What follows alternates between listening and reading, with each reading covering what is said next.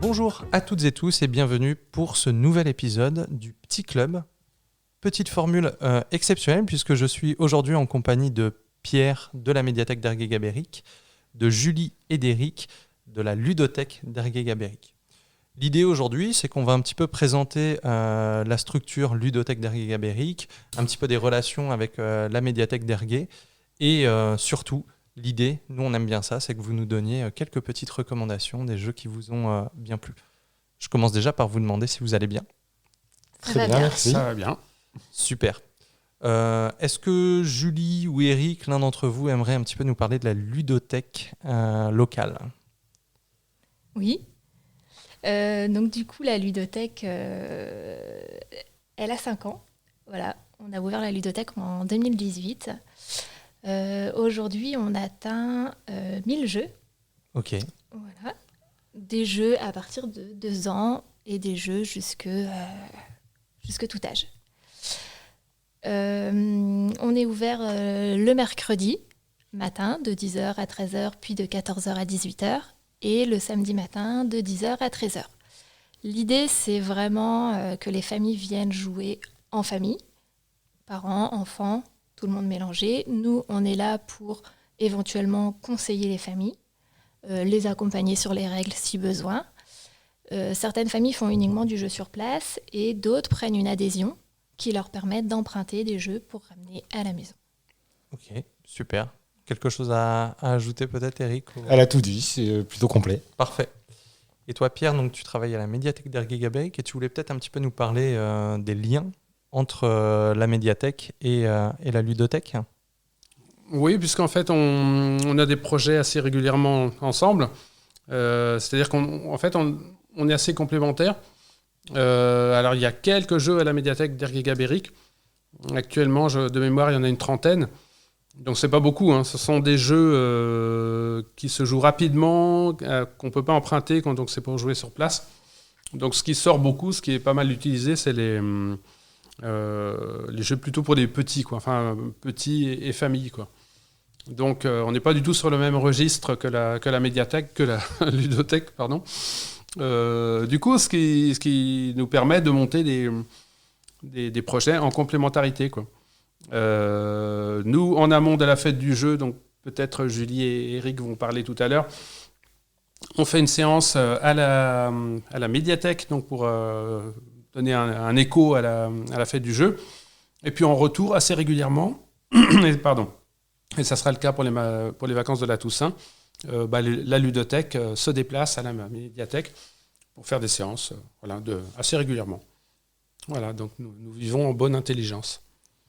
Donc, de ce que je comprends, vous faites des actions entre vos murs, mais vous exportez aussi, vous sortez un petit peu de votre structure pour aller rencontrer les publics, c'est ça ? C'est ça. Alors, le premier événement qui a lieu en lien avec la ludothèque, c'est effectivement la fête du jeu qui a lieu en général autour du 20-25 septembre. Tous les ans, on en est à la 11e ou 12e édition, donc elle existe depuis 2009. On a été un petit peu arrêté avec le Covid, mais voilà, on a repris depuis, et c'est une fête du jeu qui fonctionne plutôt bien et qui était effectivement à l'origine de la création de la ludothèque. Uniquement pour prolonger aussi cet instant qu'on avait une fois dans l'année autour du jeu. On voulait continuer l'expérience et proposer quelque chose de complémentaire aux familles, d'où la création de la ludothèque, comme disait Julie tout à l'heure, en 2018. Ok. Voilà. Et vous menez peut-être d'autres actions que cette fête du jeu ou... Là, je vous prends peut-être un peu de cours. Non, on intervient aussi, cette année, principalement, on intervient dans les écoles. Ok. Donc voilà, on a beaucoup travaillé dans les écoles, que ce soit à Rouillenne, à l'Estonant ou au Bourg, que ce soit avec les primaires ou les maternelles. Voilà, on est intervenu très régulièrement et on vient de terminer une semaine du jeu qui a lieu à l'école de l'Estonant. Ok, super. Et vous êtes combien pour faire fonctionner cette ludothèque ? Aujourd'hui, on est tous les deux.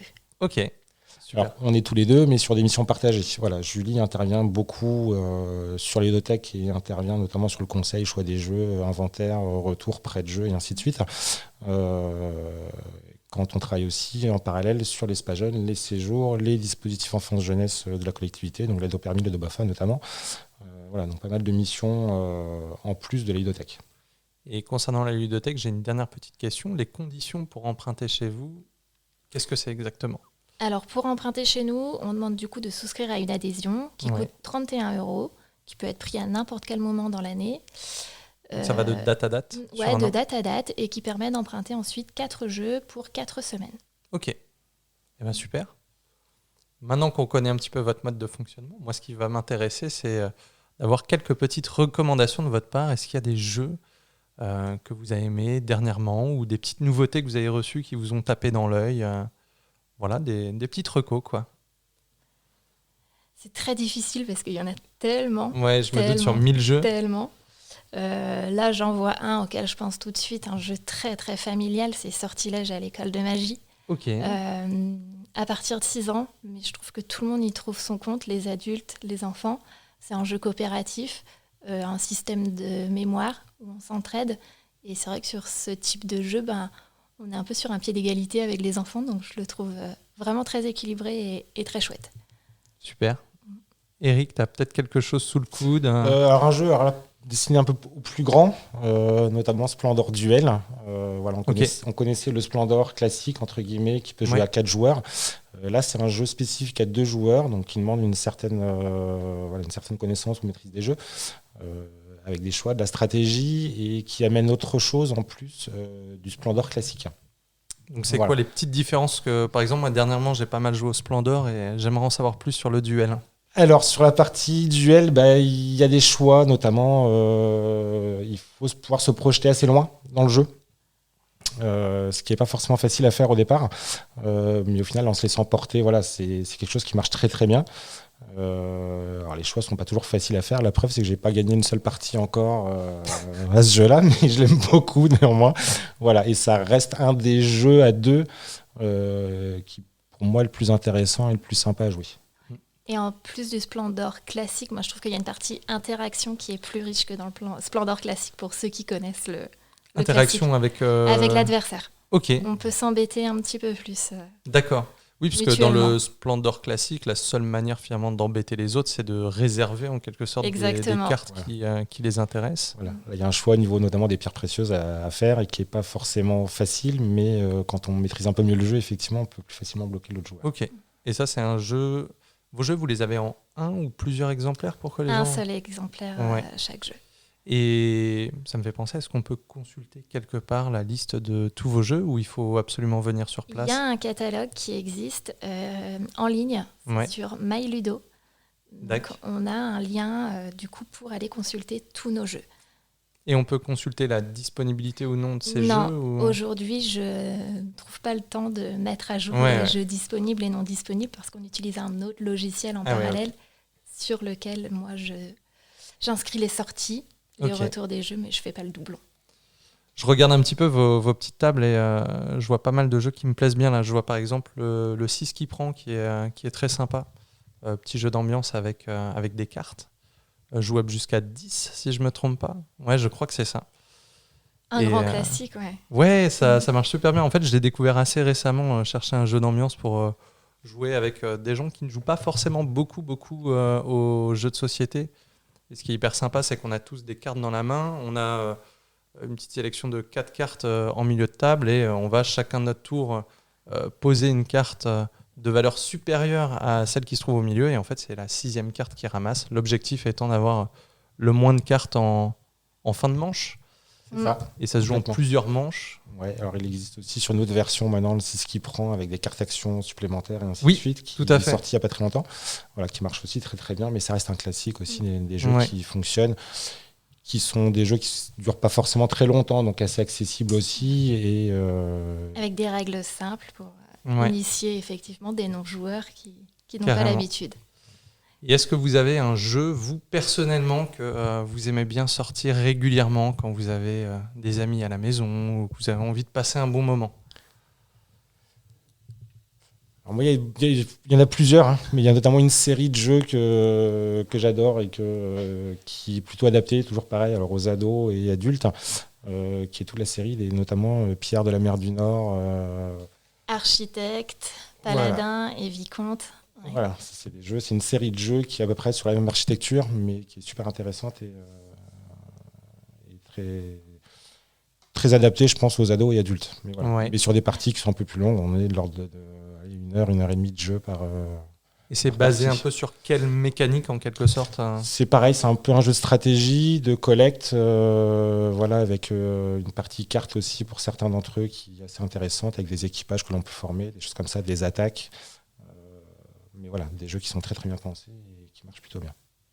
Et de ton côté, Julie, trop de choix. C'est vraiment pareil. Il y a trop de choix, trop de choses.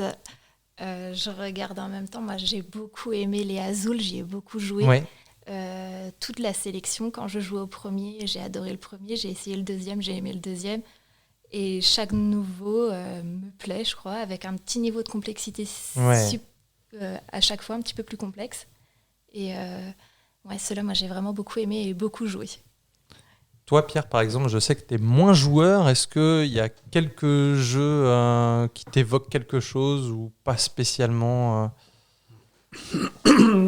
C'est-à-dire, là, j'ai recommencé à jouer à Risk avec mon garçon, ce que je jouais quand j'étais ado. Voilà, et qui a été réédité avec des règles un petit peu... les règles sont à peu près les mêmes. Enfin, je me souviens plus des règles de l'époque. Ouais. Donc, c'est sympa de retrouver un jeu comme ça auquel j'ai joué. Mais enfin, je joue pas beaucoup en tout cas pas à des jeux très longs, quoi, enfin, qui prennent la soirée et tout ça. Par contre, il y a 2 petits jeux auxquels je pense qu'on a à la maison. C'est Panic Lab, si je me souviens bien. C'est un petit jeu d'observation avec des virus qui mutent, qui changent de couleur. Donc c'est un jeu d'observation et de rapidité. Panic Lab. Et puis un autre, c'est Ooga Booga. C'est un jeu de mémoire qui se passe dans le monde de la préhistoire. En fait, il faut mémoriser des onomatopées. Ok. Et c'est rigolo. C'est rigolo. Enfin, à chaque fois, on tire une carte et puis Ooga Booga, il faut répéter et à chaque fois qu'on tire une carte, voilà, c'est de plus en plus long. Ouais. Voilà. C'est rigolo. Voilà, c'est les jeux auxquels je pense spontanément. Ok, super. Moi, pour mon cas, par exemple, je suis très jeu de bluff. Notamment le premier qui m'a lancé dans l'aventure, c'est forcément le loup-garou, où on doit essayer de manipuler, bluffer en fait les autres joueurs. Et je trouve qu'il y en a vraiment pas mal maintenant qui commencent à être sympas. Dernièrement, je joue pas mal à Time Bomb, par exemple, dans l'univers de Sherlock Holmes, où en gros, on a la team de Sherlock, la team de Moriarty. Et en fait, on ne sait pas qui est gentil, qui est méchant, et il faut désamorcer une bombe qui va faire exploser Big Ben. Et en fait, à chaque fois, on va décider de donner la pince coupante à un autre joueur, de désamorcer une carte chez lui. Sauf que, est-ce que c'est une personne de confiance ? Est-ce qu'elle ne cache pas de l'explosif chez elle ? C'est assez rigolo. Dans le genre, j'ai bien aimé aussi Résistance. Je crois même que c'est mon jeu de bluff préféré. Peut-être un poil plus complexe que les autres, peut-être pour des plus grands que les autres. Et clairement, si vous avez envie de vous fâcher avec vos amis ou avec votre compagnon, votre compagne, pour moi, c'est le meilleur. En gros, là aussi, il y a 2 équipes. Il y a la Résistance et c'est comme un empire ou je sais plus quoi. Enfin, j'ai plus en tête. J'ai plus en tête les équipes non plus, mais effectivement. Et en gros, on va envoyer des personnes en mission et le but de la Résistance, ça va être de faire échouer ces missions. Sauf que le capitaine d'équipe a la responsabilité d'envoyer des personnes en mission et on ne sait jamais qui est bon ou mauvais.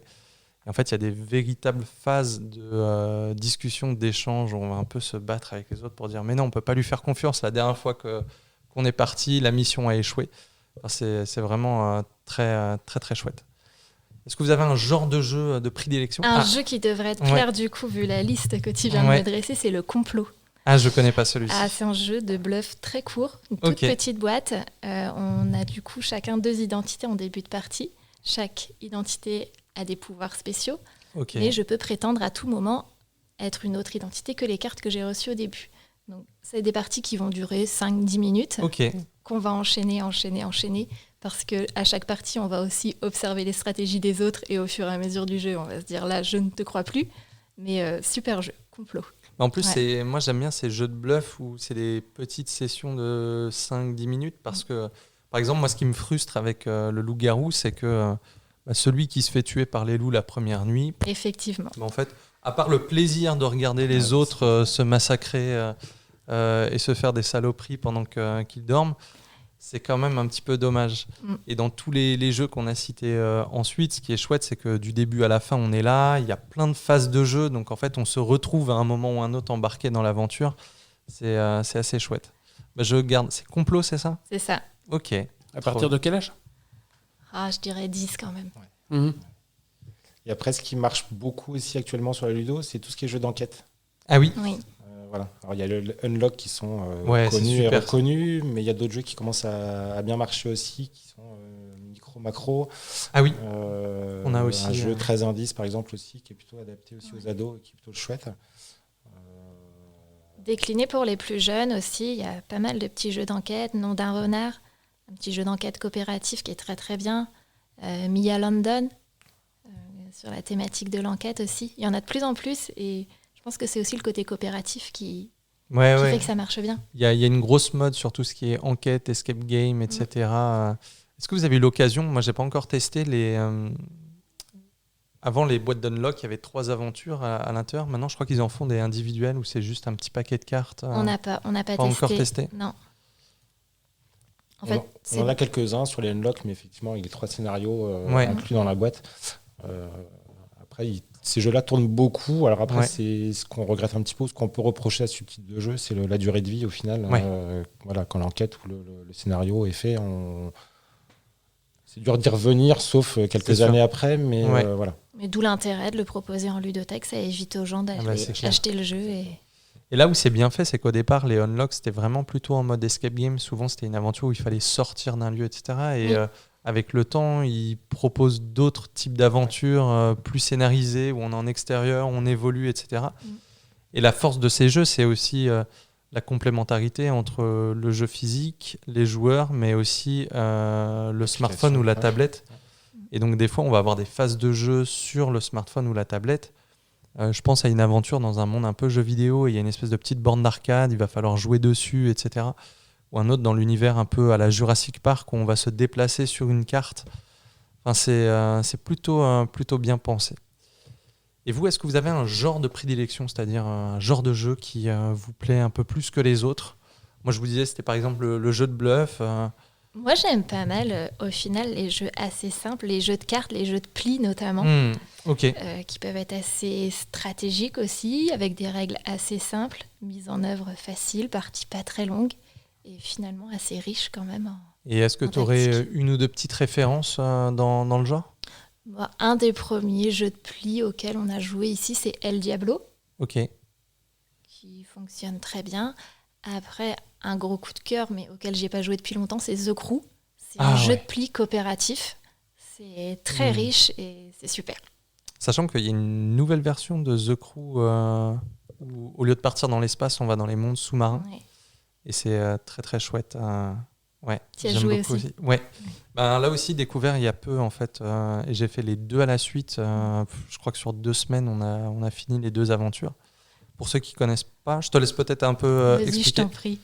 En gros, le principe, c'est qu'on incarne un équipage. Dans The Crew, on part dans l'espace, et l'autre, j'ai plus en tête, je crois que c'est The Crew Abyss ou quelque chose comme ça. Enfin, en gros, on va dans les mondes sous-marins. Et c'est un jeu avec une courbe de difficulté qui évolue, c'est-à-dire qu'on va avoir des missions, on part à 3, 4, 5 joueurs. Et effectivement, c'est des plis, c'est-à-dire qu'on va devoir jouer des plis et faire en sorte que tel joueur récupère la carte du 7 jaune exactement, ou ne gagner que des chiffres impairs sur la partie, et des fois avec des contraintes. Donc on n'a pas le droit d'utiliser de mode de communication sur les 3 premiers tours. Voilà, c'est assez bien foutu, et il y a aussi le côté narratif qui est assez chouette, c'est qu'au final on se retrouve à suivre une histoire, c'est plutôt sympa. Et dans ton cas, Eric, un genre de prédilection, stratégie, j'ai l'impression. Alors stratégie, oui, après c'est quand on a le temps, parce que le temps n'est pas toujours disponible. Après j'aime beaucoup aussi tout ce qui est jeu de dés. Où il y a une partie aléatoire, où il faut sans cesse se réadapter. Je pense notamment à vraiment très futé, ou il y en a d'autres, notamment Diesel. voilà, des petits jeux comme ça.